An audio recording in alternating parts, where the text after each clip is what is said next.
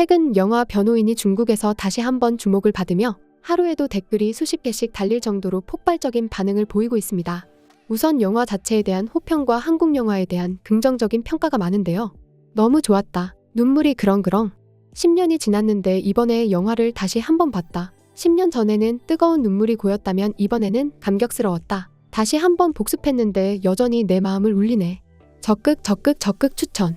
여러 번 봤는데 매번 감동받음. 어둠에 맞서 저항하는 용기의 감동함. 한국 영화는 진짜 도저히 따라갈 수가 없네. 장점이 단점에 비해 훨씬 많은 영화. 내용이 진짜 너무 좋았음. 진짜 너무 재미있는 영화야. 한국은 진짜 뭐든 영화로 만드는구나. 너무 멋지다.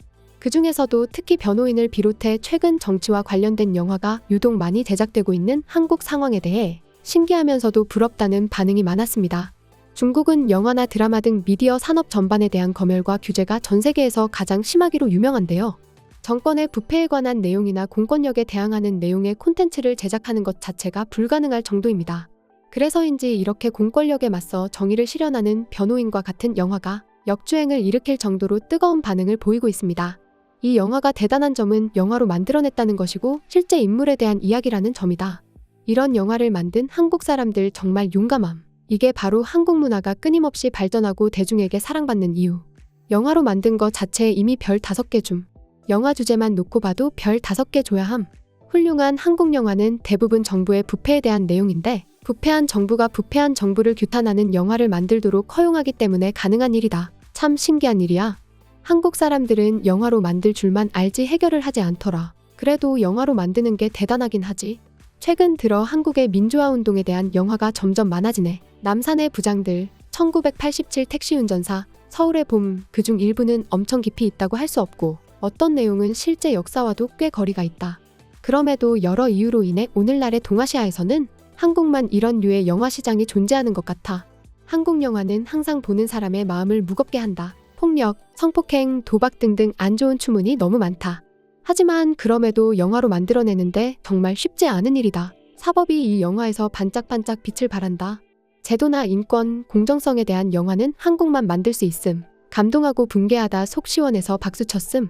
희망하기는 우리 조국도. 괜히 탑 250이 아니네. 민주주의와 주권을 모두 다룬 영화다. 우리도 빨리 좀 더 자유로워졌으면 좋겠다. 또 많은 중국인들이 주인공이 정의와 국민의 권리를 지켜내는 용감한 모습에 크게 감동하며 이 영화의 모티브가 된 노무현 대통령을 떠올리기도 했는데요. 노무현 대통령은 재임 당시 중국에 여러 차례 방문해 칭화대학교의 초청으로 연설을 할 정도로 중국인들에게 큰 사랑을 받기도 했습니다. 변호인을 본 중국인들은 변호인의 주인공이 노무현 대통령을 모델로 했다는 사실에 더 열광하기도 했는데요. 마지막 부분에서 99명의 변호사들을 호명하자 대답하며 일어서는 장면이 너무 감동적이다. 죽은 시인의 사회의 마지막 장면이 떠올랐다. 송 변호사가 건설사 스카웃 제의를 거절하고 가족들의 반대를 무릅쓰고 이 2가지 일에서 물러서지 않았다는 것 자체가 보통 사람은 아니다. 이렇게 평범하지 않은 소시민이 민주주의를 실현하려면 언론이 필요하고 무력이 필요하고 전국에 있는 각계각층의 단결과 노력이 필요하고 개척정신이 필요하다. 피를 흘리는 사람도 있지만 1987의 여명은 결국 영화에도 등장한다. 원래 송 변호사는 노무현 대통령이 모델이다. 정말 멋진 분이다. 그분은 한나라의 수장이 될 만하다. 노무현 문재인 대통령의 업적을 이해하고 보면 현실적인 의의가 꽤 있다. 남자 주인공은 근면 성실한 사람이다. 가장 중요한 것은 인정이 많은 사람이다. 인정 때문에 사건의 진상을 파헤쳤다. 결국 모든 변호사들이 그를 위해 변호하겠다고 했을 때 닭살이 돋았다. 변호인은 내가 작년에 가장 기대한 한국 영화다. 영화의 역사 소재가 흥미로웠고 무엇보다 송강호가 주연이라 무조건 보고 싶었다. 이 영화를 보기 전에 배경을 이해하고 있었는데 고 노무현 전 대통령의 젊은 시절 이야기를 각색했다. 주인공이 어떻게 이득만 쫓는 변호사에서 민중을 대변하는 투사가 되는지 보여준다. 소재를 잘 선택한 것이 이 영화의 성공 포인트이다.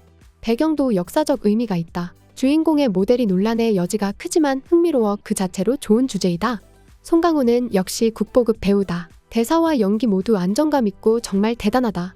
피고인의 무고를 확신하고 죄가 없으면 무죄 판결을 받아야 한다는 말에 너무 동감했다. 혼자서는 힘들다. 특히 모두가 피고인의 유죄를 묵인하는 상황에서 부패가 극에 달한 국가에서 이상주의는 웃기는 소리처럼 들린다. 하지만 이상주의가 없으면 국가는 철저하게 미쳐 망한다. 주인공은 정의를 가슴에 품은 변호사로서 그가 하는 모든 일은 정당했다. 설령 무모한 행동으로 성공하지 못하더라도 끊임없이 시도해야 한다. 어둠의 시기는 영원하지 않으며 계속해서 노력해야만 물방울로 바위를 뚫을 수 있다. 이 영화를 보기 전에 이미 주인공의 모델이 노무현인 걸 알았다. 그분의 결말이 어떠하든지 정의를 가슴에 품고 있는 사람은 존경받아 마땅하다. 마지막에 전장에 대규모 병력을 동원한 듯한 장면은 상식을 좀 벗어난 것 같지만 결국 개인은 강한 권력을 이길 수 없지만 수천만의 사람이 그 개인의 뒤에 서 있고 그 사람들이 정의를 지키고 발전시키고 있기에 결코 쓰러지지 않는다는 의미일 것이다. 변호사들이 다 같이 법정에 출석한 장면이 영화의 하이라이트. 진정한 변호사다. 정말 용감해. 노무현은 정말 매력적인 인물이다. 그런 사람이 될 수 있도록 계속 노력하자. 끝까지 권력에 굴하지 않는 진실된 마음에 감동받았다. 노무현이 직접 겪은 불임 사건을 각색했다. 누구에게나 정의를 위해 목소리를 낼 이유가 있지만 당신은 예전에 나쁜 사람을 도왔거나 정의에 대해 전혀 무관심했을 수 있다. 결국 길은 달라도 목적지는 같다. 항상 누군가는 이곳에 있다. 바위가 단단하기는 해도 계란 속에는 생명이 있다. 계란으로 바위 치기 대단해. 여전히 계란으로 바위 깨는 용기와 새 속에 물들지 않은 확고함에 존경을 표한다. 반면에 현실은 영화와는 다르게 정의를 지켜내는 게 쉽지 않다는 몇몇의 반응도 있었는데요. 하지만 대부분은 정의를 수호하고 국민의 권리를 되찾아야 한다는 긍정적인 반응과 함께 중국인들의 민주화에 대한 기대심도 엿보입니다. 현실 정치에서의 법치는 아마도 영화보다 훨씬 어두운 면이 많겠지. 이상적인 민주주의는 우리와는 너무 먼 거리에 있는 듯. 저항할 자신 있나요? 모든 걸 잃어버릴 위험을 감수하고도. 모든 국가는 저렇게 어두운 시기가 있지. 근데 어떤 나라는 그 시기가 더 길어. 권력은 폭력의 제도화일 뿐이다. 전심전력을 다해도 우리가 원하는 공정성을 얻어낼 수 없는 일들일 수도 없이 많지. 그래도 어쩌겠어. 계속 시도하는 수밖에. 국민이 못 산다고 법의 보호도 민주주의도 못 누린다는 건 동의하지 못하겠네요. 사법고시에 여러 차례 떨어졌던 고졸 출신인 변호사가 부동산 등기의 허점을 이용해 이득을 취하고 이를 알게 된 변호사들로부터 무시를 당한다. 하지만 한 사건을 통해 국가의 부패와 자신의 무력함을 느꼈음에도 물러서지 않고 오히려 자신의 미약한 목소리로 더 많은 사람들을 위해 목소리를 낸다. 그가 피고인으로 법정에 출석한 날 참석한 모든 변호사들이 그가 한 모든 일에 의미가 있었음을 말해준다. 이 세상에는 여전히 우리의 정의와 권리를 위해 싸우는 사람들이 있다. 우리는 그들의 이름을 모르지만 우리의 삶은 그들이 밝힌 빛 아래에 있다. 업계 종사자인 나도 더 전문적이고 진실을 추구하며 민중을 위하는 마음으로 그들을 변호해야겠다. 정의 만세, 국민 만세. 이 영화를 엄청 오랫동안 저장만 해놨다가 먼지를 털어내고 꺼내봤다. 다들 심각한 영화라 하고 평소에 영화를 잘 안 보는 편이다. 영화 리뷰의 법정 변호 장면이 좀 지루하다고 하던데 나는 이 영화에서 법정 변호 장면이 가장 감동적이었다. 나만이 만든 영화가 최고라고 할 수밖에 없다. 송강호 연기는 입신의 경지에 올랐다고 할 수 있고 마지막 장면에서는 국민 세금으로 월급 받는 자라면 국민을 눈보라에 얼어 죽게 해서는 안 된다. 라는 말이 떠올랐다. 영화에 나오는 악역은 캐릭터 분석을 너무 잘한 나머지 얼굴을 주먹으로 때려주고 싶을 정도였다. 국가란 무엇인가? 계속 반문하게 된다.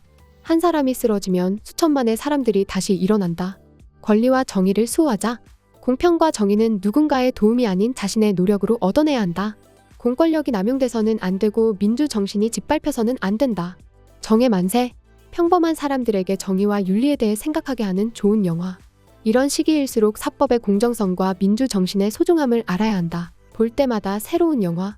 한국 역사에 대한 영화를 보면 국가 권력기관과 국민 개인의 의지 사이의 충돌과 대립에 대해 생각하게 된다. 법은 권력기관의 폭력 수단이 될 수 있다. 그러나 폭력에 반항하는 도구가 되기도 한다. 우리 아이들이 이런 세상에 살게 해서는 안 된다.